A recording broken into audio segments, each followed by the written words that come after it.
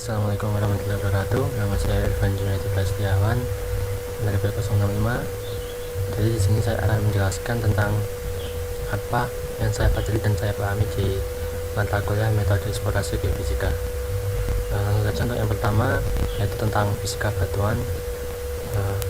Di sini dipelajari tentang parameter-parameter pada fisika batuan. Di antaranya ada porositas, densitas, dan resistivitas serta gelombang seismik. Porositas itu merupakan fraksi dari volume ruang kosong terhadap volume keseluruhan.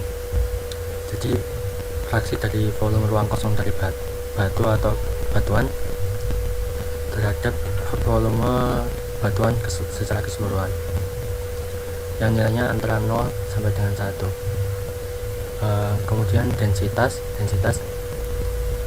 merupakan suatu ukuran massa setiap persatuan volume, atau biasa disebut juga dengan kerapatan.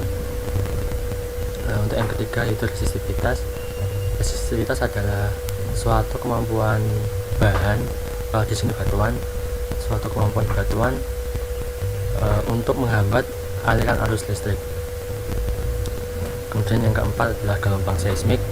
Gelombang seismik ini terbagi menjadi 4, yaitu gelombang primer, gelombang sekunder, gelombang low, dan gelombang Rayleigh. Gelombang primer dan gelombang sekunder ini berjalan secara di dalam bagian dalam bumi. Gelombang primer itu gelombang yang gelombang longitudinal, sedangkan gelombang sekunder itu gelombang transversal. Untuk gelombang low merupakan gelombang sekunder yang bergerak di permukaan,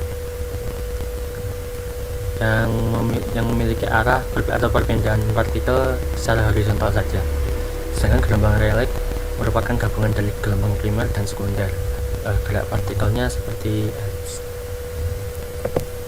Selanjutnya yaitu tentang metode self potensial.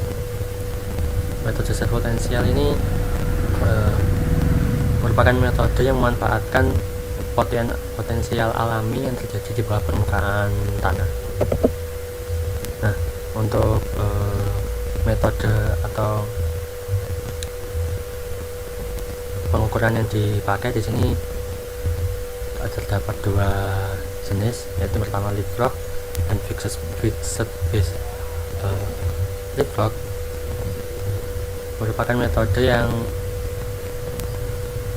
dimana poros spotnya akan saling melompati seperti gerakan katak melompat seperti yang ada pada gambar.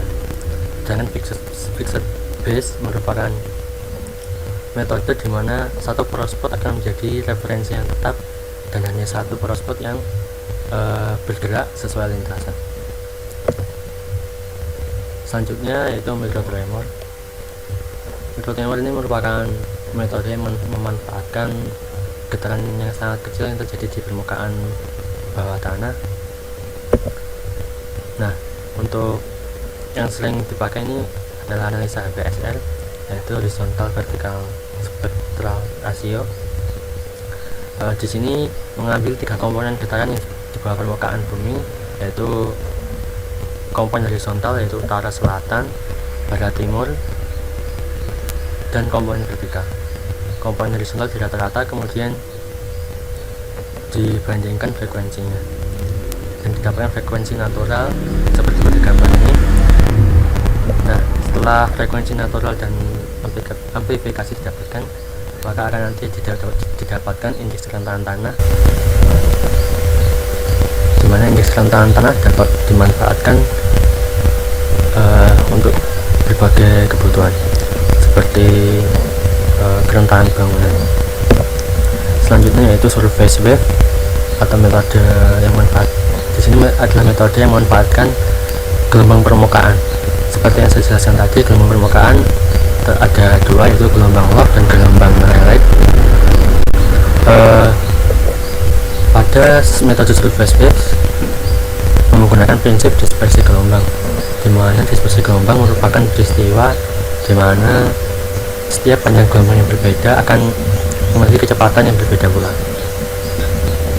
Nah, terdapat 3 tahap pengukuran, ada akuisisi, processing, dan inversi. Nah, selanjutnya itu metode resistivitas. Metode resistivitas ini yaitu metode yang memanfaatkan resistivitas batuan. Seperti yang saya jelaskan tadi, resistivitas adalah kemampuan suatu batuan untuk menghambat aliran arus listrik. Nah, untuk teknik pengukurannya di sini ada 4, yaitu vertical electrical sounding atau phase mapping, tomografi, dan anisotropi. Kemudian terakhir metode magnetik.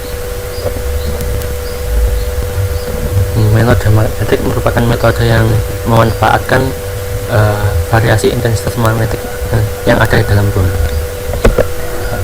Nah, perlu dipahami bahwa terdapat berbagai sifat kemagnetan dari suatu bahan. Jadi ada diamagnetik, paramagnetik, dan ferromagnetik. Diamagnetik merupakan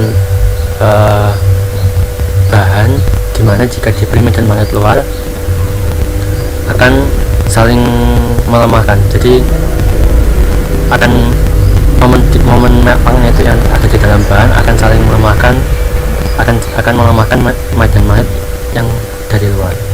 Sedangkan paramagnetik, jika bahan tersebut diberi medan magnet dari luar, maka momen magnetiknya akan saling menguatkan. Sedangkan ferromagnetik juga sama, jika diberi medan magnet dari luar akan saling menguatkan, tetapi sifat kemagnetannya akan tetap ada, selalu tetap ada, permanen. Nah, mungkin itu kurang lebihnya yang saya pelajari dari mata kuliah metode eksplorasi geofisika. Terima kasih. Assalamualaikum warahmatullahi wabarakatuh.